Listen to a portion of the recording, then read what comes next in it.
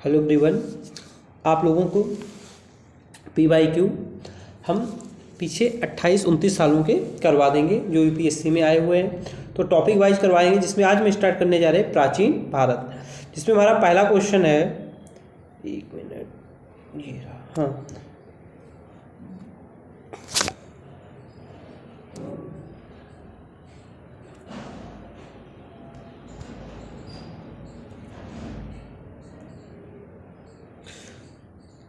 हिंद मतलब भारत की जनता के संदर्भ में हिंदू शब्द का प्रथम बार प्रयोग किया था यूनानियों ने, चीनियों ने, रोमवासियों ने, अरबों ने। आपको बताना है इनमें से किसने किया था। आपको बता दें, सबसे पहले अगर हिंद शब्द का किसी ने प्रयोग किया था वो अरब लोग थे। जो अरब लोग थे, आपको पता होना चाहिए, वो सा के स्थान पर किसका यूज शब्द का यूज करते थे, हा शब्द का यूज कर देते थे। इसलिए उन्होंने सिंधु को उन्होंने हिंदू कहा था। अलबनूरी, जो एक अलबनूरी ने किताब अल हिंद में भारतीयों के लिए हिंदू शब्द का प्रयोग किया है। तो हमारा सेकंड क्वेश्चन है, कहता है, एक मिनट, क्या हो रहा भाई,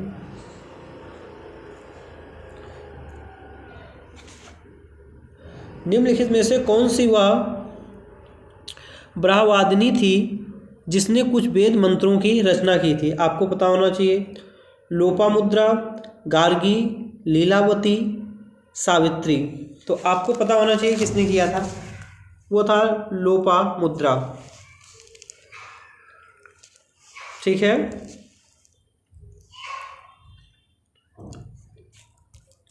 थर्ड क्वेश्चन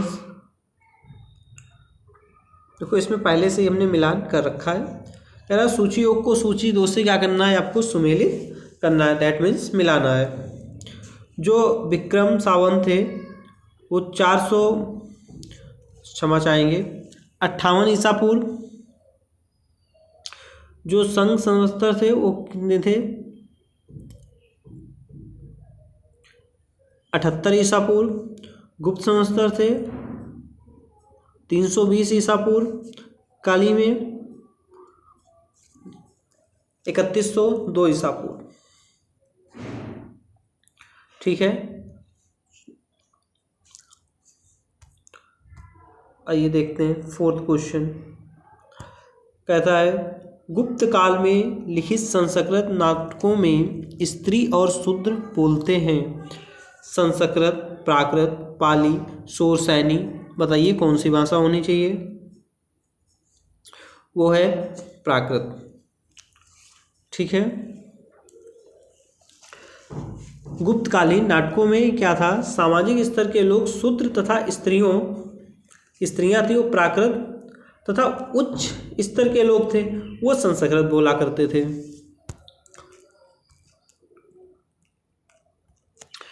अशोक का अपने शिलालेख में सामान्यतः जिस नाम से उल्लेख हुआ वह है चक्रवर्ती, धर्मदेव, धर्मकीर्ति, प्रियदर्शी। तो आपको पता होना चाहिए कौन सा होना चाहिए, प्रियदर्शी। जो अशोक थे, अशोक के जो ज़्यादातर शिलालेख हैं उनमें प्रियदर्शी ही कहा गया है। अगर बात करें, कुछ शिलालेखों में भी देव नामा प्रिय तथा अशोक नाम का भी उल्लेख हुआ है। अगर हम अगले क्वेश्चन की बात करते हैं, क्वेश्चन नंबर 6 क्या कहता है, प्राचीन संस्कृत ग्रंथों में प्राप्त यवन प्रिय शब्द होतक था। आपको बताना है कौन सा होना चाहिए। एक प्रकार की उत्कृष्ट भारतीय मलमल का हाथी का दांत, नृत्य के लिए यवन, राजसभा में भेजी जाने वाली नर्तकियों का, काली मिर्च का। आपको बता देते हैं ये कौन सा है, काली मिर्च का। ऑप्शन डी इसका करेक्ट ऑप्शन है। ठीक है। यवन इंडो ग्रीक थे, आपको ये भी पता होना चाहिए। उन्होंने काली मिर्च बहुत अधिक पसंद थी, इसलिए काली मिर्च का नाम ही इन्होंने एवन प्री रख दिया था। ठीक है। अगला क्वेश्चन नंबर 7, अणुव्रत सिद्धांत का प्रतिपादन किसने किया था। आपको बताना है 7।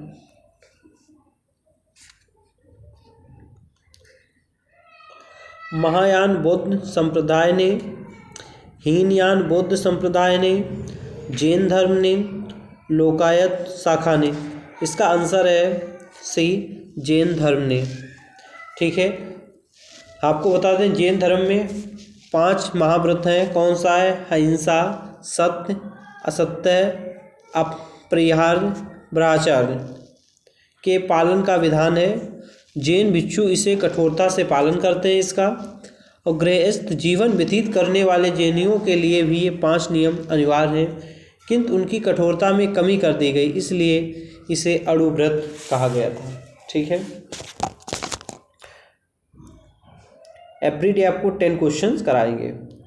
तो इस 9 क्वेश्चन क्या कहता है? दर्शन की मीमांसा प्रणाली के अनुसार मुक्त निम्नलिखित में से किन साधनों से संभव है? 8 है, ज्ञान, भक्ति, योग, कर्म। आपको बताना है कौन सा होना चाहिए। ये ऑप्शन है हमारा डी, कर्म। मीमांसा के 2 भाग हैं, एक है पूर्व मीमांसा एवं उत्तर मीमांसा। जो पूर्व मीमांसा को धर्म को गुण, नैतिकता का या कर्तव्य के रूप में वर्णी किया जाता है। धर्म मुख्यतः रिवाज है तथा धर्म की प्राप्ति लिए कर्म को महत्वपूर्ण माना गया है। ठीक है, क्वेश्चन नंबर 9,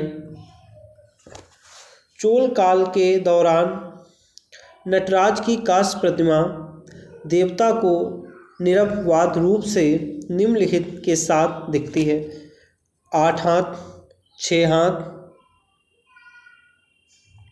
4 हाथ, 2 हाथ। आपको बता दें कितने हैं? 4 हाथ में ये दिखती है। नटराज की जो 4 हाथों वाली जो कांस्य प्रतिमा है वो चोल काल की मूर्ति कला की सर्वोत्तम उदाहरण भी है। यही है। आज का लास्ट क्वेश्चन हम देखते हैं। प्राचीन भारत के विश्वोत्पत्ति विषयक धारणाओं के अनुसार 4 युगों के चक्र का क्रम इस प्रकार है। कौन सा होना चाहिए आपको बताओ ना। हम आपको डायरेक्टली आंसर बता रहे हैं, कृत, त्रेता, द्वापर और कली।